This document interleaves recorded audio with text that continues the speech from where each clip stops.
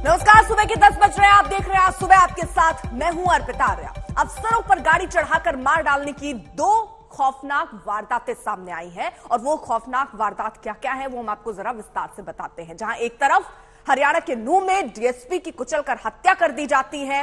सरकार अब भले एक्शन में है लेकिन विपक्ष फायरिंग मूड पे है। यहीं दूसरी तस्वीर हम आपको दिखा रहे हैं। महिला एसआई, जो कि रांची की महिला एसआई, उनको रात में 3 बजे उन्हें भी कुचल दिया जाता है। तो ये बेखौफ कैसे हो रहे हैं बदमाश? किसकी बनती है इसमें जिम्मेदारी? क्या पुलिस का खौफ नहीं रह गया है? यही सारे सवाल उठ रहे हैं। हालांकि डीएसपी की हत्या के बाद परिवार को 1 करोड़ की सहायता और परिजनों को सरकारी नौकरी का ऐलान सरकार की तरफ से कर दिया गया है। साथ ही साथ गिरफ्तारी भी हो चुकी है। लेकिन दूसरी तरफ रांची से एक बड़ी खबर आ जाती है कि वहां पर भी कुछ ऐसी ही घटना सामने आती है। तो आखिरकार अपराधियों के हौसले क्यों बुलंद है?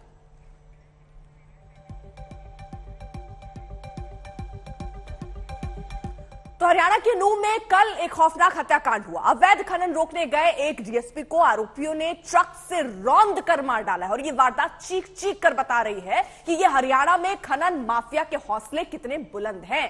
नूंह पुलिस ने मामले को, हालांकि जो 2 आरोपी हैं उनको पकड़ लिया है। एफआईआर भी दर्ज है। एफआईआर में वारदात के वक्त डीएसपी के साथ मौजूद रहे बाकी पुलिसकर्मियों का बयान दर्ज है। इसके मुताबिक ट्रक बिना नंबर का था, इस पर पत्थर लदे हुए थे और जब पुलिस टीम ने इन्हें रोका तो पहले ट्रक सवार लोगों ने तमंचा दिखाकर डराने की कोशिश की और फिर इन्हीं में से एक साथी ने कहा कि आज पुलिस वाले को सबक सिखा दो। इसके बाद ड्राइवर ने तेजी से ट्रक पुलिस की गाड़ी की तरफ चढ़ा दी। 2 लोगों ने कूदकर अपनी जान बचा ली लेकिन डीएसपी सुरेंद्र बिश्नोई नहीं बच सके थे।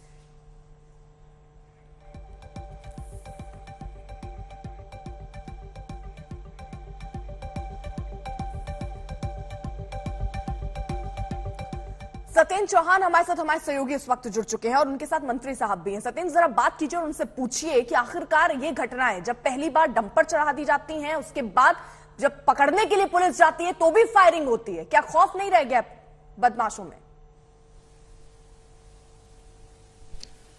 जी देखिए, खुद हरियाणा के खनन मंत्री मूलचंद शर्मा इस समय हमारे साथ मौजूद हैं। शर्मा जी, सवाल आपसे ये है कि पहले इलीगल माइनिंग होती है, माइनिंग रोकने पुलिस जाती है तो पुलिस पार्टी को, पुलिस के एक बड़े अफसर को मार दिया जाता है और पुलिस जब आरोपी को गिरफ्तार करने जाती है तो पुलिस के ऊपर भी गोलियां चलाई जाती है। आखिर कानून व्यवस्था का इतना बुरा हाल हरियाणा में क्यों है? मेरा कहना है ये मेवात नूंह जिला है जो हमारे राजस्थान के किनारे पे है और राजस्थान के किनारे के साथ साथ जो माइनिंग राजस्थान में चलती है उसके किनारे के ये क्षेत्र है और ये लोग क्या है कि मकान बनाने के लिए और चोरी करते हैं, बेचने के लिए। इन लोगों के लिए इतने मुकदमे दर्ज हैं, इतने गाड़ी, जेसीबी, डंपर इनके सब एनजीटी के तहत हमने गिरफ्तार किए हैं। करोड़ों रुपए का इनसे वसूली की है, एफआईआर गिरफ्तारियां की हैं और इनके क्या है कि जो मैंने आंकड़ा दिया पूरे इसमें, मतलब हर उसमें 300-400 एफआईआर दर्ज होते हैं। लेकिन सर, सवाल ये खड़ा होता है कि आप तमाम एफआईआर दर्ज कर रहे हैं, आप कार्रवाई कर रहे हैं, लेकिन जमीनी हकीकत क्या है? जमीनी हकीकत तो यह है कि यमुनानगर से लेकर पलवल तक पूरे हरियाणा में माइनिंग जोरों पर है। हम नहीं कह रहे, विपक्ष आरोप लगा रहा है। कल रणदीप सुरजेवाला से लेकर बड़े नेताओं ने आरोप लगाए हैं कि हरियाणा में माइनिंग का एक बड़ा माफिया चल रहा है। नहीं, रणदीप सुरजेवाले, उनका विपक्ष का अपना बयान है, वो देना चाहिए। जो यमुनानगर है, हमें 150 करोड़ रुपए यमुना से माइनिंग का जो रॉयल्टी आती है 150 करोड़ आती है यमुना से और जो यमुना जिले से आती हैं, जहां माइनिंग वैध है, जहां रॉयल्टी देते हैं सरकार के, केंद्र के नियम और कानून पे निकालते हैं, उसको अवैध ये है कि एरिया के क्षेत्र से बाहर करना। लेकिन यहाँ पर जो हो रहा था ये तो अवैध था नूंह में ना। हाँ, ये मैं माना बिल्कुल। नूंह मेवात जिले में जो इस तरह के लोग हैं और ये लोग वो हैं जो गांव के जो इस तरह की चोरी चकारी कर रात को तोड़ते, सो भर कर लेते हैं। मैं मानता, अगर मान लो कोई माफिया, उसको कहते हैं कि मान लो 100 एकड़ है, 10 हेक्टेयर है, 10 हेक्टेयर छोड़ के दूसरे के एरिया में घुस जाना, इस तरह के। और ये लोग क्या है कि कितनी बार मैंने खुद, जब मैं मंत्री बना 2019 में, मैं रात को 10 बजे तो जब इनके पीछे करा था, उस समय डंपर गाड़ी के आगे खाली करके भाग चुके थे लोग। आपके भी ऊपर कोशिश की गई थी गाड़ी चढ़ाने? हाँ, मेरे ऊपर भी क्या है, गाड़ी चढ़ाने की कोशिश करी थी। जब मैं गांव में गया तो मेरे पत्थर बरसाने का उन्हें प्रयास करा। तो ये मान के हमने जितना इनको करने का प्रयास करा है, जितना सरकार ने, प्रशासन ने, और इस पे जितना रोकने का प्रयास किया है हमने, पर ये मानते सब कुछ बंद हो गया मैं तो नहीं कह सकता। और सबसे बड़ी क्या है कि एक सीनियर अधिकारी की जान गई है और डीएसपी की जान गई है। डीएसपी को जिस तरह ट्रक से रौंदा है, और ये पॉइंट्स पता है हमारे में कई बार यहाँ पे गया हूँ, सारे फिरोजपुर, झुरका, नूह, मेवा, नूह है, तावड़ू है, ये जो इलाका है, ये जो राजस्थान की बेल्ट से लगा हुआ है, ये लोगों पे हमने कार्रवाई, मुख्यमंत्री जी ने टीम गठित। लेकिन सर सवाल ये खड़ा होता है, जब मंत्री सुरक्षित नहीं है, डीएसपी की जान ले ली जाती है, और ऐसे में राज्य के मुख्यमंत्री गुरुग्राम में एक कार्यक्रम कर रहे थे, जिले के राज्य के तमाम पुलिस अधिकारी, जिले के तमाम पुलिस अधिकारी वहां मौजूद थे, और डीजीपी को घटना स्थल पर पहुंचने में तकरीबन 6 घंटे का समय लगा। अगर मुख्यमंत्री चाहते तो उस कार्यक्रम से सीधे डीजीपी को वहां पर भेज सकते थे। क्या सरकार ने इसको गंभीरता से नहीं लिया? नहीं, मुख्यमंत्री ने हमेशा इस तरह की रहा है, जो इस तरह के अवैध खनन हो, इस तरह की कहीं घटना घटी, मुख्यमंत्री हम सदैव हमेशा इसको पहले नंबर पर लेते हैं। और जब जानकारी मिली, मुख्यमंत्री जी ने स्वयं इसको संज्ञान लिया, वहां पे जो गिरफ्तार करा, जो मुठभेड़ में सीआईए गई, वहां से गिरफ्तार करके लाए। लेकिन अभी भी असली आरोपी गिरफ्त से बाहर है। अभी जो जिस शख्स को गिरफ्तार किया गया है वो असली आरोपी नहीं है, ये क्लीनर है। तो असली आरोपी कब तक गिरफ्तार होगा? और दूसरा, जब राज्य में आप कह रहे हैं कि आप अगर निरीक्षण करने जाते हैं तो आपके ऊपर पथराव होता है, अगर डीएसपी रेड करने जाता है तो उसकी जान ले ली जाती है, तो क्यों ना विपक्ष जो कह रहा है उसको सही माना जाए? नहीं, मेरा विपक्ष का कहना, विपक्ष के लोग अगर इस पहले से काम करते और विपक्ष को पहले करता, विपक्ष के लोग मुकदमे दर्ज करे, मुकदमे 2 FIR दर्ज करते। हमने 3 गुना FIR दर्ज करी, रेवेन्यू 3 गुना। अगर मेरे मित्रों से कहना है कि अगर इस काम को, ये आज तो नहीं है, विपक्ष के मित्र इस पे बैन लगाने का प्रयास करते, मजबूताई के साथ करते, तो आज इतनी परेशानी नहीं होती।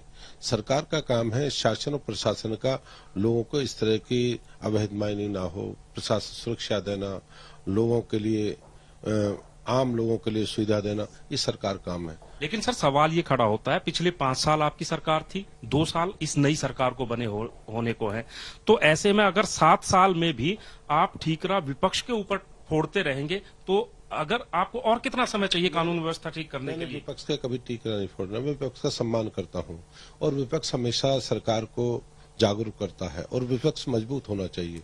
मेरा ये कहना है कि हमने अगर गिरफ्तारियां करी हैं, या इस तरह की माइनिंग सस्पेंड करी, टर्मिनेट करी, या उन खिलाफ कार्रवाई हम नहीं करी है, पूर्व की सरकार नहीं करी। मैं ये कहने लगूं पूर्व की सरकार से करना, मुझे उनसे कोई अपेक्षा भी नहीं है कि ये जिम्मेदारी दायित्व हमारा है, लोगों ने दायित्व दिया। अर्पिता, मूलचंद शर्मा जी हैं, हरियाणा के खनन मंत्री हैं, और वो कह रहे हैं कि जब वो भी कई ऐसी जगह पर गए हैं तो इनके ऊपर भी पथराव हुआ है, एक डीएसपी की भी जान ले ली गई है। लेकिन ये कह रहे हैं कि दरअसल ये पिछली सरकारों का काम था, जिसकी वजह से आज ऐसे हालात हरियाणा में बने हुए हैं, लेकिन अभी भी वो प्रतिबद्ध है कि इस पूरे काम को रोका जाएगा। ठीक है, आपका बहुत बहुत शुक्रिया तमाम जानकारी के लिए। तो देखिए, कुल मिलाकर यहां पर यह कहा जा रहा है कि अब एक्शन में है, और ये पहले से चला आ रहा है, जिसको धीरे धीरे सुधारने की कोशिश हो रही है। वहीं हमारे सहयोगी ने ग्राउंड रिपोर्ट भी तैयार की है। हिमांशु की रिपोर्ट देखिए। इस वक्त हम लोग मौजूद हैं तावड़ू के सिटी थाने के पास, जहां पर उस डंपर को सीज करने के बाद पुलिस ने यहां पर इसे खड़ा किया है। इसकी अभी जांच हुई है, फॉरेंसिक टीम आई थी जिसने इस पूरे ट्रक की जांच की है। हम आपको दिखाते हैं, जो आप देखिए सामने का ये नंबर प्लेट आप देखेंगे तो आपको यहाँ पर किस तरीके का नंबर लिखा हुआ आएगा, जो बिल्कुल समझ में नहीं आएगा। एच भी कंप्लीट नहीं है, R74A, इसके अलावा नंबर प्लेट पे कुछ भी नहीं लिखा हुआ है। जिस तरीके से FIR में दर्ज है, जो डिप्टी एसपी का पर्सनल स्टाफ, उनका कहना है कि आगे वाली नंबर प्लेट पे इतना नंबर लिखा हुआ था। हम आपको पीछे की तरफ लेके चलते हैं। उस FIR में ये भी लिखा हुआ है कि जब उन्होंने डंपर को स्पॉट किया था उस जगह पर, इस डंपर में, कि इसमें पत्थर भर के ले जाए जा रहे हैं, और डंपर के पिछले आप देखिए, दोनों जो आप देख रहे हैं जहां पर नंबर होने चाहिए थे, वहां पर किस तरीके की तख्ती लगी है, कोई नंबर प्लेट यहां पर नहीं है। यानी बिना नंबर के ये डंपर आराम से इस इलाके में चल रहा था। उसके बाद जब किसी इंफॉर्मेशन के मिलने के बाद डिप्टी एसपी जब वहां पर पहुंचते हैं तो बताया जा रहा है कि इस डंपर में करीब 3 से 4 लोग थे, और उनमें से जब डंपर में स्टाफ जो उनका था डिप्टी एसपी का, वो यहां पर इस दरवाजे की तरफ, जो क्लीनर का साइड है जहां पर इक्कर बैठा था, बताया जा सकता है, क्योंकि इक्कर और मित्र 2 की पहचान हुई है। उनका ये कहना है कि जब वो यहां पर पहुंचते हैं तो अंदर 3 से 4 लड़के थे जिन्होंने तमंचा दिखाया और तुरंत यहां से हट जाने के लिए कहा। तो ये रिपोर्ट हमने आपको दिखाई। तो ये मामला जहां एक तरफ हरियाणा से सामने आता है, तो एक बड़ी खबर रांची से भी सामने आ रही है। वहां पर भी कुछ ऐसी ही तस्वीर देखने को मिली है। वहां पर महिला दारोगा को जब वो चेकिंग कर रही थी रात में 3 बजे, तो उन्हें भी कुचला गया है। तो रांची से ये बड़ी खबर, पुलिस अधिकारी को पिकअप वैन ने कुचला है, ये जानकारी सामने आ रही है रांची से। ये हम तस्वीरें भी दिखा रहे हैं। आज सुबह 3 बजे महिला दारोगा जब चेकिंग करने के लिए इस पिकअप वैन को उन्होंने रोका, चेकिंग कर रही थी, उसी बीच बिना रुके इसने गाड़ी आगे बढ़ा दी और उसके नीचे महिला दारोगा आ गई। संध्या तोपने, जिनकी मौत की खबर आ रही है, वाहन चेकिंग के दौरान दारोगा की हत्या की गई है। वो वाहन चेक कर रही थी, रात का वक्त था, 3 बज रहे थे और उसी बीच ये खबर आती है जब पिकअप वैन को चेकिंग के लिए रोका जाता है तो महिला दारोगा पर वो पिकअप वैन चढ़ाकर वहां से फरार हो जाता है।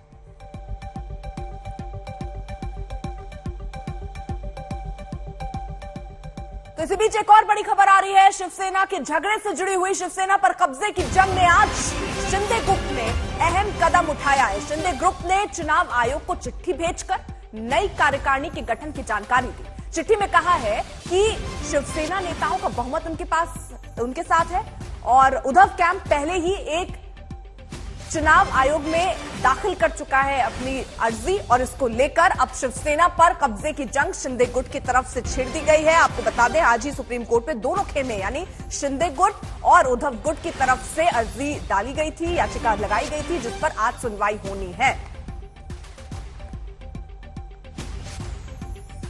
ये चिट्ठी ऐसे वक्त सामने आई जब आज सुप्रीम कोर्ट में एक अहम सुनवाई है। उद्धव खेमे से अलग हुए 39 विधायकों को अयोग्य ठहराने की अर्जी पर मुख्य न्यायाधीश justice N V Ramana, justice Krishna Murari और जस्टिस हेमा कोहली की बेंच सुनवाई करेगी। खास बात यह है कि शिंदे खेमे ने भी अर्जी लगाई है, दोनों पर आज सुनवाई होगी। दरअसल उद्धव खेमे को जैसे ही बगावत की खबर मिली थी, वैसे ही उद्धव खेमे ने शिंदे को विधायक दल के नेता पद से हटाकर अजय चौधरी को विधायक दल का नेता बना दिया था। वहीं भरत गोगावले को चीफ विप से हटाकर सुनील प्रभु को चीफ विप बनाया गया था। विधानसभा के नए स्पीकर राहुल नरवेकर ने भी भरत गोगावले को चीफ विप के रूप में मान्यता दे दी। इस बीच सुप्रीम कोर्ट में सुनवाई से ठीक पहले उद्धव खेमे के सांसद भी अब टूट गए। शिवसेना के 12 सांसद शिंदे के साथ आ गए। राहुल शिवाले को शिवसेना के सदन के नेता के रूप में स्पीकर ने मान्यता भी दे दी। तो अब पार्टी को लेकर यह लड़ाई गहराती हुई। केंद्र सरकार के माध्यम से जो सेंट्रल एजेंसीज का इस्तेमाल कर आर्म ट्विस्ट कर महाराष्ट्र की सरकार गिराई है। एक बात स्पष्ट है, ये देश के संविधान और प्रजातंत्र के लिए हानिकारक होगा। आज ये महाराष्ट्र में हो रहा है, कल ये कोई और राज्य में होगा। आज ये भारतीय जनता पार्टी कर रही है, कल इसी का हवाला देकर, एग्जाम्पल देकर दूसरी राष्ट्रीय पक्ष कर सकती हैं जब सत्ता में आती हैं। तो आज सुप्रीम कोर्ट के पास, क्योंकि कल सुप्रीम कोर्ट में ये निर्णय होना है, सबसे बड़ी चुनौती यही होगी कि जुडिशरी को अपहोल्ड करना पड़ेगा देश के डेमोक्रेटिक और constitutional values and constitutional morality. Otherwise ये एक एग्जाम्पल बन जाएगा हॉर्स ट्रेडिंग खुलेआम करने का और पार्टियों को गिराने का। एक होगा इलेक्टेड डेमोक्रेसी मॉडल जिससे भारतीय जनता पार्टी जीत कर आती है, और एक होगा इन्फोर्स डेमोक्रेसी मॉडल जो भारतीय जनता पार्टी अपने ईडी, आईटी, सीबीआई के हवाले से एनफोर्स कर सरकार बनाती है। तो सुप्रीम कोर्ट में सुनवाई से पहले शिवसेना नेता आदित्य ठाकरे बागी गुट पर बरसे। उन्होंने कहा कि बगावत से ठाकरे परिवार के प्रति बागी विधायकों की घृणा और जलन खुलकर सामने आ गई है। आदित्य ने बागियों के लिए गद्दार शब्द का प्रयोग करते हुए कहा कि गद्दार चले गए और असली शिव सैनिक हमारे साथ रह गए। हम लोग डर से नहीं, प्यार से जीतने वाले लोग हैं। आप देख रहे हो सभी का प्यार और आशीर्वाद, जनता का, आम जनता का, वो हमारे साथ है। विधायक हो या सांसद हो, गए वो गए, गद्दारी की उन्होंने, वो उनके अभी माथे पे लेके घूमेंगे कि वो गद्दारी है। राष्ट्रवादी के ऊपर ब्लेम दिया जा रहा है कि राष्ट्रवादी के साथ युति की, इसके लिए छोड़ के गए, खुद के एम्बिशंस के लिए, और जो कुछ छुपाना था इसलिए गए हैं। जो गद्दार होता है वो गद्दार ही रहेगा। नेता देखिए, शिवसेना पक्ष प्रमुख उद्धव जी भी है, लेकिन यहाँ पे शिवसेना प्रमुख अभी भी उद्धव जी हैं, अभी है, लेकिन शिवसेना की आपके नेता भी हैं वो नहीं, वो सभी के नेता है, पूरे महाराष्ट्र के नेता है। आप महाराष्ट्र के हर एक मराठी आदमी के नेता है। यहाँ पे कल ही शिवसेना की राष्ट्रीय कार्यकारिणी हुई। उस कार्यकारिणी में महाराष्ट्र राज्य के मुख्यमंत्री आदरणीय एकनाथ शिंदे साहब को मुख्य नेता चुना गया है। तो उस कार्यकारिणी के माध्यम से अभी भविष्य में निर्णय लेके जाएंगे। लेकिन आपको सभी को बताता हूँ, हम सभी वंदनीय शिवसेना प्रमुख जी के विचारों से एक होकर काम करने वाले हैं और सभी एक है। नहीं, क्योंकि ये चर्चा दिल्ली में है कि क्या एक बार फिर उद्धव ठाकरे एकनाथ शिंदे साथ में आ सकते हैं, और आप क्या उसी दिशा में जा रहे हैं या नहीं कि एक बार फिर शिवसेना और बीजेपी साथ में आ जाए? नहीं, आप चाहते हैं कि सभी महाराष्ट्र की हर जनता चाहती है कि हम सब एक साथ में आना चाहिए। लेकिन दुर्भाग्य से मैंने आपको मेरे अभी प्रेस कॉन्फ्रेंस में बताया कि हम सभी सांसदों ने बहुत इसके प्रयास किए। आदरणीय उद्धव साहब के सामने ये सभी हमने प्रस्ताव रखे, लेकिन दुर्भाग्य से दुर्भाग्यपूर्वक ये कहना चाहता हूँ कि उद्धव साहब की माध्यम से जो हमें पॉजिटिव रिस्पांस मिलना चाहिए था वो नहीं मिला। ये शिवसेना बाला साहब ठाकरे जी की है। अब ये नकली वाले जो है, हमसे टूटे हुए फूटे हुए लोग, वो ये भी कह सकते हैं कि बाला साहब ठाकरे जी को हमने ही पार्टी में लाया था। ये भी बोल सकते, कुछ भी बोल सकते हैं लोग, या उद्धव ठाकरे को हमने ही शिवसेना प्रमुख बनाया है। तो ऐसी बातों पर ध्यान नहीं देना ये उचित है। उनके मन की अवस्था हम समझ सकते हैं। कानून हमारे साथ है, नियम हमारे साथ है, तो हमें पूरा विश्वास है देश के सर्वोच्च न्यायालय में, सुप्रीम कोर्ट में हमें न्याय मिलेगा। इस देश का लोकतंत्र अभी मरा नहीं है, जिंदा है। ये हमारे मुख्य न्यायाधीश देश को दिखा देंगे। शेवाड़े जी है वो गठनेता बन गए हैं, उनका भी स्वागत मुझे करना था। भावना ताई तो हमारी चीफ व्हिप है, उनका भी स्वागत करना था, और सभी 12 लोगों का स्वागत करना था मुझे, इसलिए भी मैं यहाँ आया हूँ। अभी ये 12 सांसद जो है उन्होंने भी हमारे जी बाला साहब ठाकरे जी के जो विचार वाली जो भूमिका है उसे स्वीकार किया है, उसको समर्थन दिया है, ताकि वो जानते हैं कि महाराष्ट्र में जो विधायक लोगों ने जो भूमिका ली हुई है वो लोगों के हित की है और राज्य के विकास की है। इसलिए मैं ये 12 सांसद जो है उनको भी धन्यवाद देना चाहता हूँ। और इसी बीच बड़ी खबर आ रही है रांची से, जहां पर एक दारोगा को कुचलकर उनकी हत्या कर दी गई। अब पुलिस ने जांच तेज कर दी है और जल्द ही जल्द गिरफ्तारी की बात भी पुलिस की तरफ से कही जा रही थी। रांची में महिला पुलिस अधिकारी को कुचला गया है। रात के 3 बज रहे थे करीब, और सीसीटीवी फुटेज भी अब सामने आए और इसी के आधार पर वो कौन शख्स था उसको पकड़ने की कोशिश चल रही है। सत्यजीत हमारे साथ, हमारे सहयोगी इस वक्त जुड़ चुके पूरी घटना की जानकारी देने के लिए। सत्यजीत, जरा ये पूरी घटना कैसे हुई ये बताइए, और क्या अभी तक कोई कार्रवाई मुमकिन हो पाई, पता चल पाया कि कौन था वो ड्राइवर?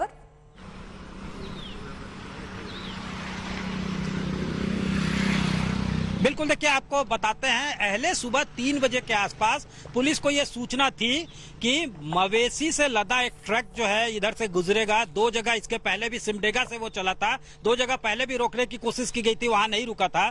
तो संध्या टोपनो जो सब इंस्पेक्टर थी यहाँ, उन्होंने उसको इंटरसेप्ट करने की कोशिश की। तो गाड़ी जो पिकअप वैन था वो उनके ऊपर रैम करते हुए, मतलब उनको जो है उनके ऊपर चढ़ाते हुए, कुचलते हुए गाड़ी निकल गया। और हम आपको दिखाएं, ये ब्लड स्ट्रेन्स है। ये रोड आपको टुपुदाना रिंग रोड में जोड़ता है। रांची से लगभग ये जो है 25, 28, 30 किलोमीटर दूर होगा ये जगह जो है। और बिल्कुल जो है दोनों तरफ इसके गांव है। हुलहुलुंडू का इलाका यह कहलाता है। तो यहाँ पे देखिए ये ब्लड स्ट्रेन्स आपको दिखेंगे। सुबह पुलिस प्रशासन की टीम आई थी और यहाँ से जो है तमाम तफ्तीश करके गई है। एसएसपी कौशल किशोर ने ये कंफर्म किया कि डेथ हो चुकी है, और सिटी एसपी अंशुमन ने भी ये कंफर्म किया डेथ हो गई है सब इंस्पेक्टर संध्या टोपनो की। और उसके बाद मर्डर के एंगल से इस मामले को पूरा प्रूव किया जा रहा है। गाड़ी जो है व्हीकल उसको रिकवर कर लिया गया है। टुपुदाना थाना जो है यहाँ से लगभग 8-10 किलोमीटर 5 किलोमीटर दूर वहां रखा गया है, और वही एक ड्राइवर को भी पकड़ा गया है। ये प्रत्यक्षदर्शी है। क्या नाम बताया था? ये जगह कौन है पहले ये बताइए। ये पुराना हुलुंडू सर। पुराना हुलुंडू, हाँ। कौन सा गाँव है ये? पुराना हुलुंडू। ये उसका नाम, गांव का नाम है? गाँव का नाम अच्छा, है सर। हाँ। क्या सुना है आप लोग? यही आपका घर है ना, आपने बताया हाँ, था? हाँ सर। क्या हुआ था? बस हम लोग तो कुछ वैसा नहीं जान रहे। सुबह में हम लोग को पता चला, देखने आए। हाँ। फिर यहाँ पे प्रशासन लोग आए हुए थे, पुलिस की गाड़ी आई हुई थी। हाँ, उसको देखे थे बस। बॉडी वॉडी नहीं देखे थे, लेकिन पूरा घसीटते हुए ले गया। ये सुना आप लोगों ने? आवाज कुछ सुनाई दिया था? वैसा तो हम लोग को पता नहीं, रात में सोए हुए थे सर, रात में तो पता नहीं चला। आप लोग, आपका क्या नाम हुआ आपका? पतरस कश्यप। हाँ, क्या जानकारी मिला? आप लोग भी सुबह आए थे यहाँ पे? हमको तभी पता चल रहा है। अच्छा, तो देखिए ये इसी तरह का एक पिकअप वैन था जो जा रहा था इस रास्ते से, और ये बताया जा रहा है अलग अलग नंबर जो है, हालांकि पुलिस उसको इंट्रोगेट कर रही है कि कितना मवेशी था, क्या था, वो तमाम चीजों को पुलिस इंट्रोगेट कर रही है। थाने में गाड़ी आ चुकी है। सत्यजीत, जरा एक और बात बताइए कि रात के वक्त ये चेकिंग जैसी आप बता रहे हैं जानकारी उनको मिली थी, एक महिला का वहां होना, क्या ड्यूटी ऐसे लग रही है रात में 3 बजे, ये एक बड़ा सवाल। और कितने लोग थे? अगर आपको ऐसी जानकारी थी तो आपके पास टीम भी होनी चाहिए उनको पकड़ने के लिए।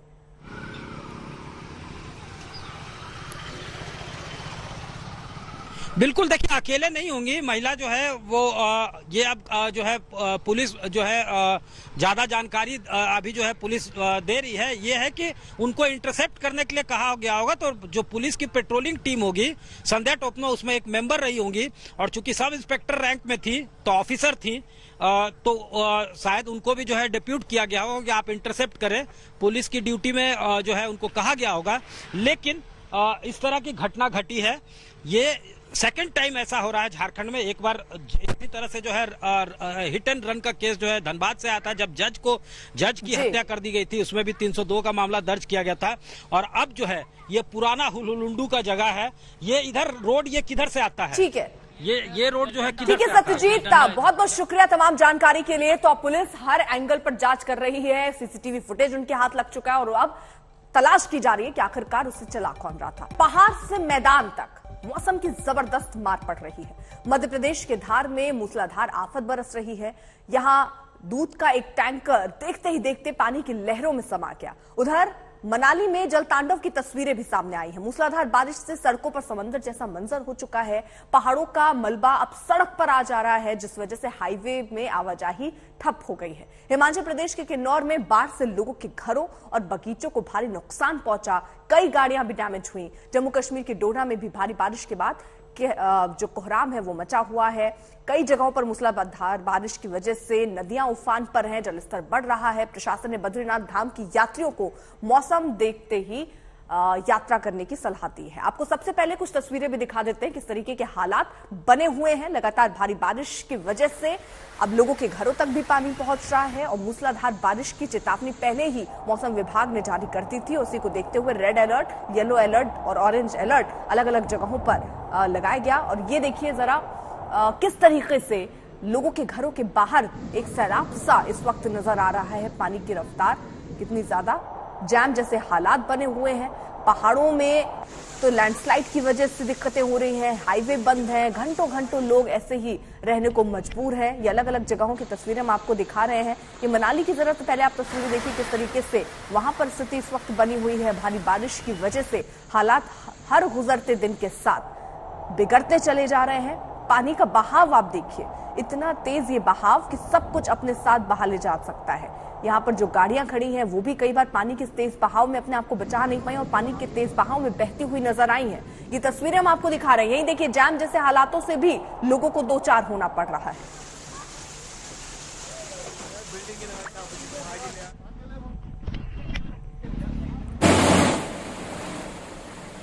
और ये तस्वीर हम आपको मध्य प्रदेश के धार की दिखा रहे हैं, जहां पर ये जो टैंकर आप देख रहे हैं इसके पहिए डूबे हुए हैं। यानी बरसात इतनी जबरदस्त हुई है कि आलम कुछ ऐसा बन पड़ा है।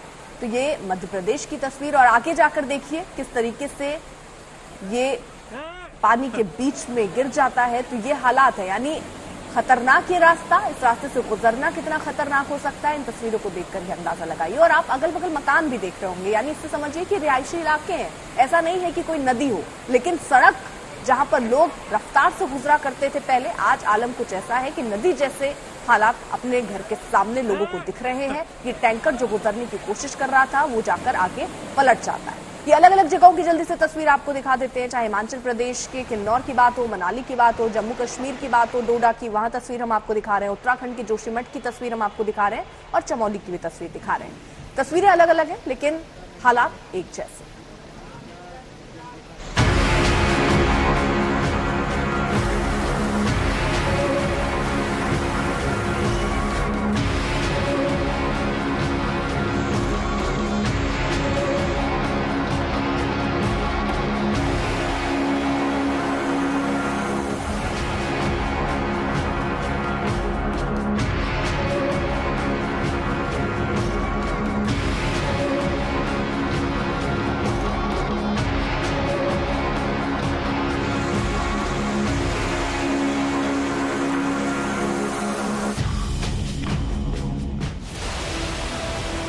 इन तस्वीरों को देखिए, ऐसा लग रहा है मानो बादल फट गया हो।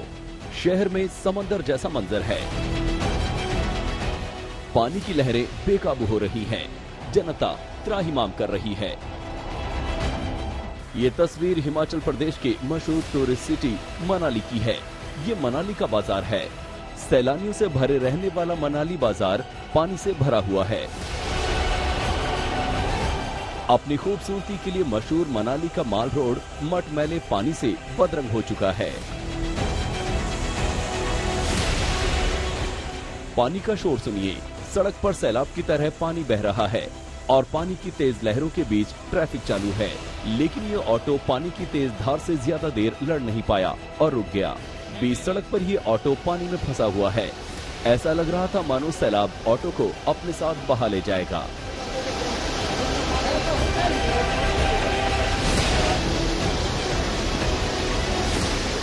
मनाली थाने के बाहर की तस्वीर देखिए, यहाँ भी पानी का जबरदस्त प्रहार देखने को मिल रहा है।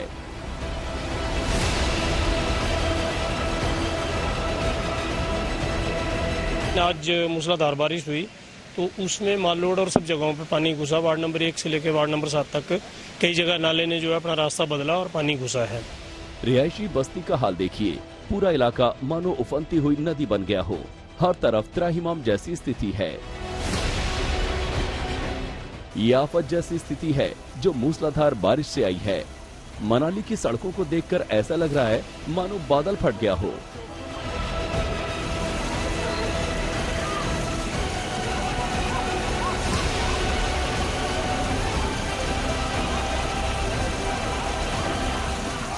इस वीडियो को देखिए, मिट्टी और मलबे के साथ पानी की लहरें पूरी रफ्तार से बह रही हैं। लोग भयभीत होकर ये मंजर देख रहे हैं। हाईवे पर ट्रैफिक रुका हुआ है।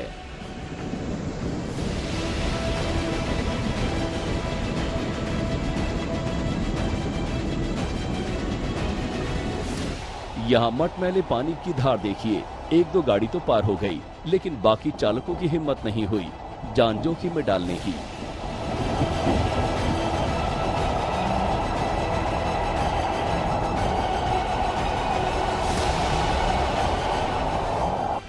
सैलाब जब थमा तो सड़क का मंजर देखिए, सड़कों पर मलबा ही मलबा नजर आ रहा है। कई जगह तो सड़कें बह गई।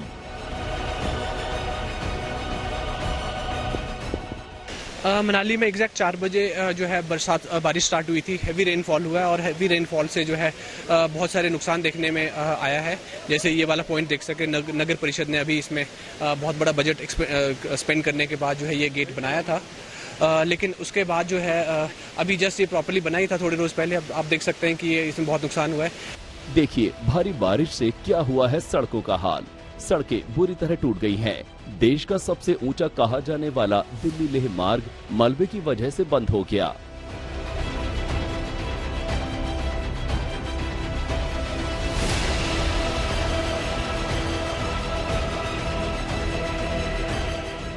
इस तस्वीर को देखिए, मलबा सड़कों पर है और मलबों के बीच एक कार फंसी हुई है।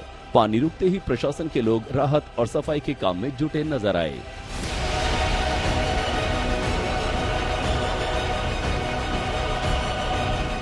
अभी तक बाकी जगहों से तो कोई नुकसान का समाचार नहीं मिला है, लेकिन इस स्थान पर यहाँ नुकसान हुआ जब तेज बारिश हुई और उसके कारण से सड़क का नुकसान भी हुआ है और सड़क पर बहुत बड़े बड़े पत्थर इत्यादि आए हैं और जिसके कारण थोड़ी देर की आवाजाही भी रुकी है।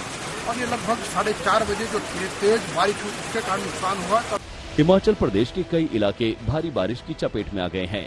किन्नौर का हाल देखिए, तिब्बत बॉर्डर से सटे नाको इलाके में मूसलाधार पानी के साथ यहाँ ओलों की भी बारिश हुई। उधर लाहौल स्पीति में भी सूखे के बाद भारी बारिश हुई है और बिलिंग नाला में भी बाढ़ आई और सड़क पर मलबा आ गया है। मौसम विभाग ने ऑरेंज अलर्ट जारी किया और लोगों को संवेदनशील जगह पर न जाने की चेतावनी दी गई है। मनविंदर अरोड़ा, मनाली, आज तक। उधर उत्तराखंड उत्तराखंड में नरकोटा के पास बद्रीनाथ हाईवे पर निर्माणाधीन पुल ढह गया। मलबे में 9 मजदूर दब गए थे, जिनमें से 5 को निकाल लिया गया है, जबकि 3-4 मजदूरों के दबे होने की आशंका अभी भी है। मौके पर राहत बचाव का कार्य युद्धस्तर पर चल रहा है। ऑल वेदर परियोजना के तहत बनाया जा रहा पुल ये ढह गया है। तो उत्तराखंड में बद्रीनाथ हाईवे पर बड़ा हादसा, इसकी जानकारी सामने आ रही है। 9 मजदूर मलबे में दबे हैं, 5 का रेस्क्यू कर लिया गया है और अभी भी वहां पर रेस्क्यू ऑपरेशन का काम चल रहा है। 3 से 4 लोगों के और दबे होने की जानकारी अभी सामने आ रही है, क्योंकि वहां पर मजदूर काम कर रहे थे। अचानक से यह हादसा होता है। नरकोटा के पास हादसा हुआ है। ये रेस्क्यू ऑपरेशन अभी भी वहां पर चल रहा है। कुछ लोग जो दबे हैं, बड़ी ही सावधानी के साथ मलबा को हटाया जा रहा है और उन्हें निकालने की कोशिश इस वक्त चल रही है। तो बद्रीनाथ हाईवे पर पुल ढह गया, 9 मजदूर मलबे में दबे हुए हैं, 5 का रेस्क्यू कर लिया गया है। बाकी जो लोग हैं उन्हें निकालने की कोशिश हो रही है।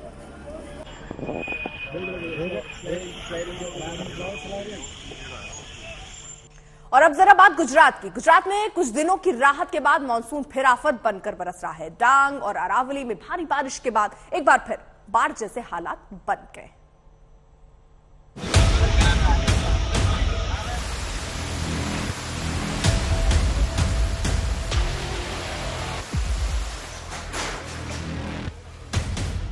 दो दिन के विश्राम के बाद गुजरात में फिर बादल ओवरटाइम करने लगे हैं। अरावली की तस्वीर देखिए, मूसलाधार बारिश सब कुछ डुबोने को आमादा है। सड़क पर सैलाब जैसा मंजर है, ब्रिज से पानी ओवरफ्लो हो रहा है। लोग खौफ से इस मंजर को देख रहे हैं। इस तस्वीर को देखिए, सड़क पर पानी इतनी रफ्तार से बह रहा है कि ट्रैफिक रुक गया है। अब जरा शहर के बाजार की तस्वीर देखिए, दुकान में पानी भर गया है। गुजरात के बनासकांठा जिले में मूसलाधार बारिश से दांता के पास नदी में आए उफान से एक युवक की जान जोखिम में फंस गई। नदी में युवक के फंसने की खबर मिलते ही राहत कर्मी एक्शन में आ गए। युवक को लहरों से बचाने की कवायद शुरू हुई। इस रेस्क्यू ऑपरेशन को देखने बड़ी तादाद में स्थानीय लोग भी नदी किनारे पहुंच गए। करीब 6 घंटे की मशक्कत के बाद एनडीआरएफ और स्थानीय प्रशासन के साझा रेस्क्यू ऑपरेशन में युवक को बचा लिया गया।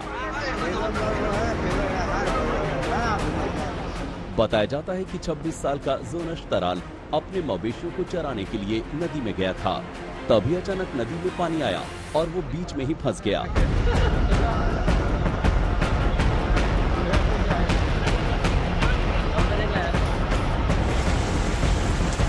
अब गुजरात के खेड़ा के नाडियाद की तस्वीर देखिए।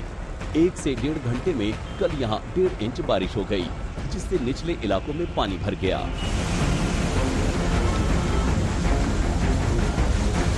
तस्वीरें देखिए, नडियाद शहर किस तरह जलमग्न है।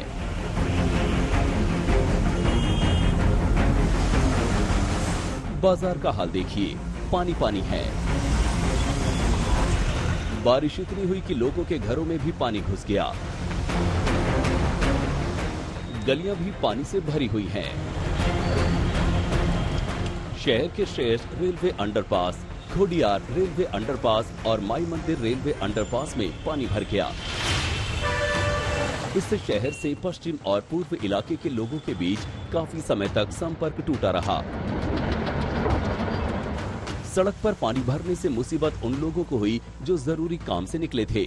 इस युवक को देखिए, पानी में बाइक ने जवाब दे दिया। उधर नडियाद के बस स्टेशन में भी बरसात से जल भराव होने से मुसाफिर परेशान रहे। गुजरात के कई इलाके पिछले हफ्ते भारी बारिश से त्राहिमाम करते रहे। पिछले 2-3 दिनों से बारिश रुकी हुई थी, लेकिन कल फिर कई इलाकों में भारी बारिश ने जनजीवन को अस्त व्यस्त कर दिया। अहमदाबाद से गोपी घांगर और खेड़ा से हिताली शाह के साथ आज तक ब्यूरो। और इस बीच बड़ी खबर आ रही है। मानसून सत्र की शुरुआत के साथ ही इसके हंगामेदार होने के आसार थे और ऐसी कुछ तस्वीरें 2 दिन दिखी भी और इसी बीच ये तस्वीरें भी सामने आनी शुरू हो गई, जहां विपक्ष लगातार घेरने की सरकार को कोशिश कर रहा है, चाहे वो मुद्दा हो जीएसटी का या अग्निवीर का मुद्दा हो, क्योंकि अग्निवीर की भर्ती में कहा गया कि जाति प्रमाण पत्र मांगा गया, जिसको लेकर विपक्ष विरोध प्रदर्शन कर रहा है। वहीं महंगाई को लेकर, क्योंकि उन चीजों पर जिसमें पहले कहा गया था कि जीएसटी नहीं लगेगी, उसमें जीएसटी 5% बढ़ाई गई और उसकी वजह से भी विरोध प्रदर्शन विपक्ष की तरफ से संसद परिसर में किया जा रहा है। ये तस्वीरें भी हम आपको दिखा रहे हैं। महाराष्ट्र में बाढ़ का पानी भरा हुआ है, आवाजाही में दिक्कतें हैं, अस्पताल जाने के लिए मरीज बोट में सफर करते नजर आ रहे हैं।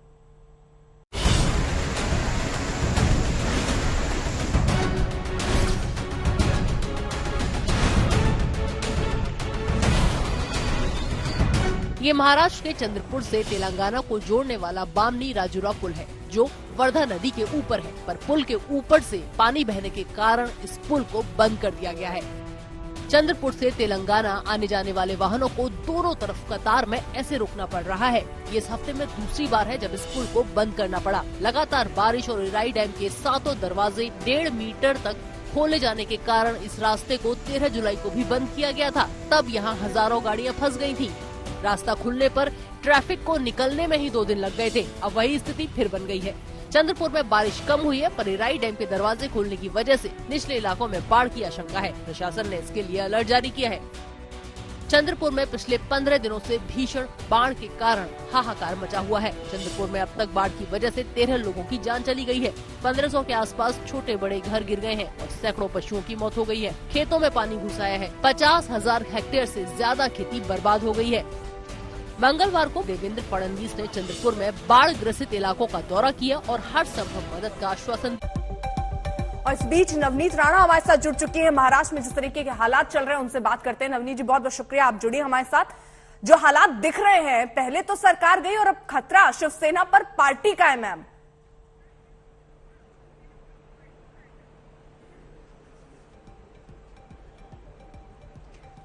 शिवसेना पे खतरा नहीं है। बाला साहेब ठाकरे जी की जो शिवसेना है उस पे कोई खतरा नहीं है।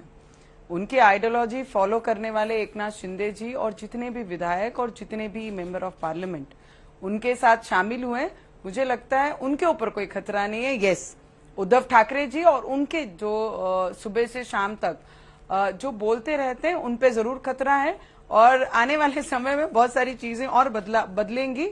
और जिस तरीके से कल 12 मेंबर ऑफ पार्लियामेंट ने उन्हें समर्थन दिया, उनके साथ आए, विप लीडर बनाने के लिए जो हमारे बिरला साहब जी को जो वो मिले, स्पीकर साहब को, वो भी आने वाले समय में उनके साथ रहेंगे। और आज 16 विधायकों पे जो सुप्रीम कोर्ट में आज सुनवाई है, वो भी एकनाथ शिंदे जी के साथ हमारा विश्वास है कि उनके हित में यह निर्णय जरूर लगेगा। आप संकेत कुछ और भी दे रही हैं कि आने वाले दिनों में बहुत कुछ बदल सकता है। क्या और बदल सकता है?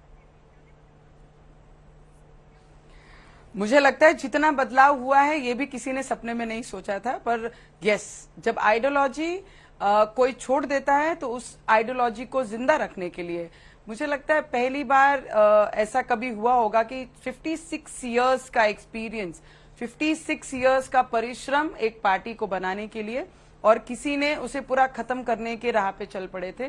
तो जिन्होंने इस पूरे साल जिन्होंने इस पे काम किया, जिन्होंने शतरंजियां उठाई, जिन्होंने कुर्सियां उठाई, जिन्होंने छोटे छोटे सभाओं से अपनी तैयारी की, आज उनका फैसला है। तो मुझे लगता है ये कार्यकर्ताओं की जीत है, ना कि लीडर्स की जीत है। तो जितने भी विधायक, जितने भी मेंबर ऑफ पार्लियामेंट है, कई लोगों के 50 साल इसमें गए ये पार्टी में, कई लोगों के 40 साल गए, ये उनके निर्णय हैं।